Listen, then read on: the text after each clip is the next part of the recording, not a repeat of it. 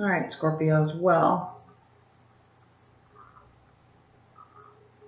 for starters, coming out of May, you are in a resting place. At least mentally, you are in a place of peace right now with your life, with your love life, specifically with your love life. At least in terms of peace, it doesn't necessarily mean that everything is going well, but you are at peace in your mind with the situation. And the reason why I say that is because your primary position is the Three of Swords.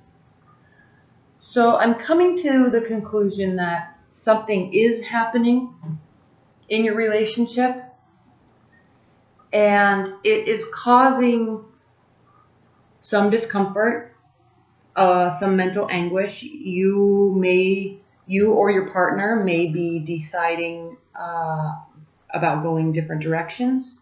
You may be having mental and emotional, mostly just mental power struggles, really. And you are kind of standing your ground because you're just at peace with your decisions. You're at peace with your thoughts. There is a big decision, or there has been a big decision, but I don't think that you've made it just yet, because this is being crossed by the Wheel of Fortune, and it's almost as if something is brewing in your relationship, but you're not wanting to take action just yet, because the feelings are there, the love is there, okay? The effort and the kindness is there. So that's why I said there may be just some mental power struggles, and you're starting to both possibly get very frustrated with each other, but there's so much backing to your relationship, emotional backing, emotional stability, that you're not really ready to give up on anything yet. So you're kind of sitting here coming from May, waiting it out, waiting out the storm. Because the Wheel of Fortune's always turning. Okay, when things are good, they can get bad. When things are bad, they can get good. And so you're waiting to see what's going to happen. There's some decisions to be made. There's communication to be had. There may be another person involved. Okay? But you're not doing anything yet. You're not taking action just yet. Which a lot of times is actually hard for you to do, Scorpio, because you, out of all the water signs, you are the most likely to take an action based on a thought. You're the most likely to not be afraid to take an action, not be afraid to just call it like you see it, and not so much be so intuitive with your emotions, but more intuitive with your mind. Out of all the water signs, you're the one that's most likely to say, this doesn't make me feel good, I'm done. Or this I like, I would like to see you again. Okay? You're very clear in your thoughts. Whether you're right or wrong, to you, you're very clear in your thoughts. To you, you're very clear and just in your actions and your words. Okay? So, for you to not be doing anything just yet and waiting and watching and feeling it out, and I say feeling it out because we have Cups grounding and crowning your June, I know that that's difficult for you, but I also know that it means that there's a lot of emotions behind it, a lot of warmth behind it. Because grounding you, we have the King of Cups, and the King of Cups is a card. We have the King and Queen both of Cups, and this is the King of Cups is both of them are very warm, gentle, kind, caring, always willing to offer service, always there's a humility to both of those cups, or both of those cards. That is, I keep wanting to say the word everlasting, but there's a humility behind the words and the actions of a King and Queen of Cups. Okay, the King of Cups is also somebody, or that has the energy of being very business oriented, very responsible, and very willing to assist and help whomever is involved. Okay, so the love is there, the kindness is there, the willingness is there. And then the Queen of Cups also, she's very smart, very successful, she's very happy, and very virtuous. And so this relationship that you have, even if it's a long-term bond, or even if it's a new relationship, or even if you've just met, I'm not seeing that you just met, I'm not seeing somebody new come into the picture. So this relationship that you're having is full of a lot of love. So you're waiting. And then in your near future, we have the Two of Wands, and this is another card of waiting. Okay? There's a loneliness aspect to this card, because this man has built a beautiful life for himself. He's standing on top of his big, luxurious house on the hill, and he is looking at everything that he has built and looking out over his domain, really, and saying, I have everything in life that I want, except I'm missing this. There's a piece missing. Okay, now he's looking back, even though this is in your near future, he's looking back over the relationship, maybe because something is brewing. He's looking back and analyzing and saying, something is missing. How do I fix this? What do I do? He's ready to take action, though, because he's a Wands energy. He's a fire energy. Okay, so in his mind, in his thoughts, in his heart, he's ready to take action to fix this emptiness that he's feeling. And this emptiness that he's feeling doesn't necessarily mean, it can mean that he needs love in his life and she needs love in her life, and that's the piece that's missing, is a companion. But I'm feeling, Scorpio, that you have that. You're just wanting to figure out the piece that's missing is the last piece of your relationship that will bond you together indefinitely, is what it seems like.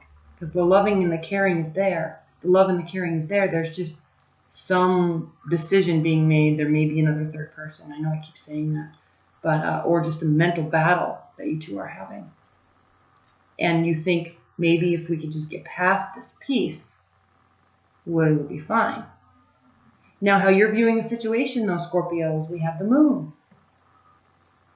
And this is I think this is the card of Pisces. And again, it's a water energy. It's a night card. So in tarot, we have day cards and night cards. And night cards represent our internal emotions, our internal hopes and fears and feelings. So this card is a card of emotion. It's a card of leaving a situation or needing to leave a situation to get to a better place emotionally.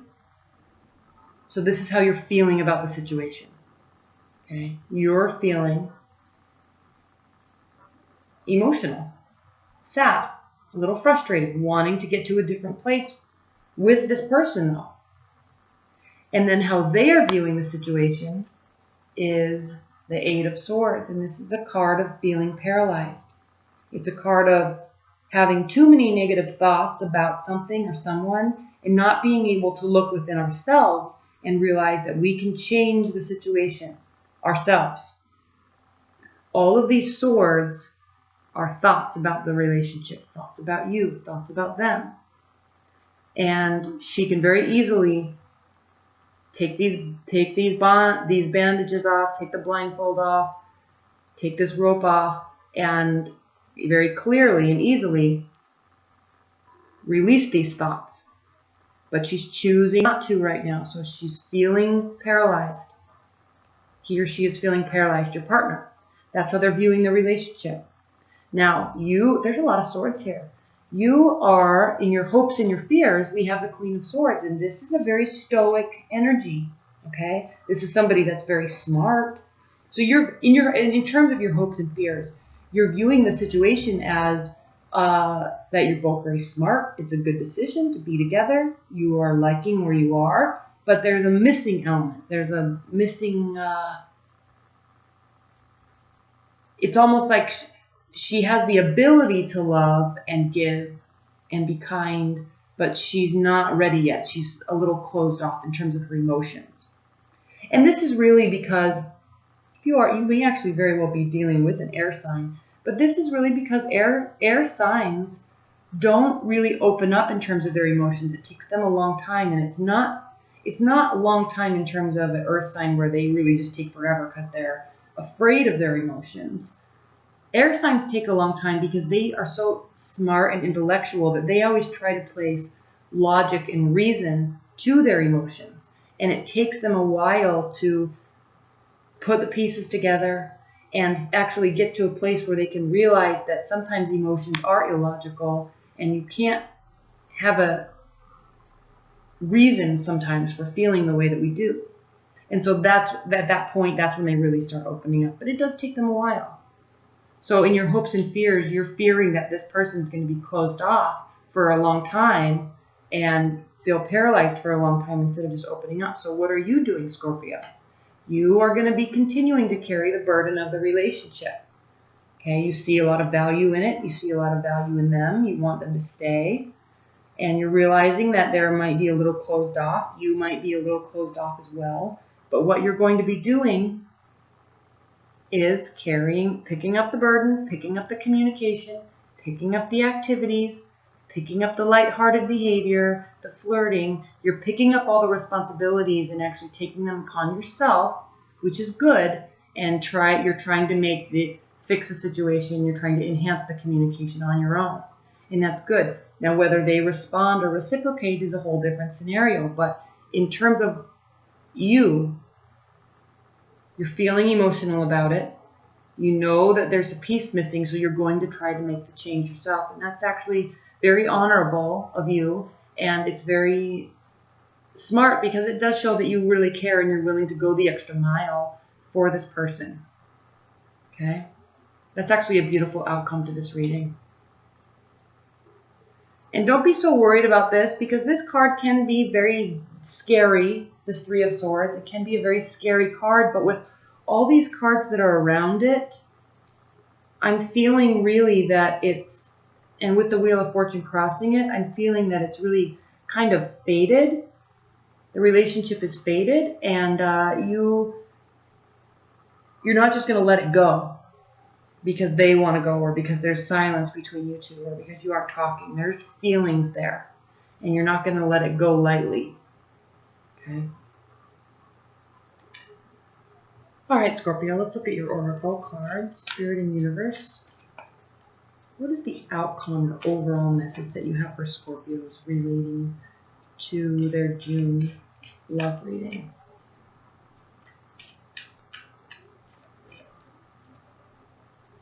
What are the overall messages and overall advice that you have for Scorpios?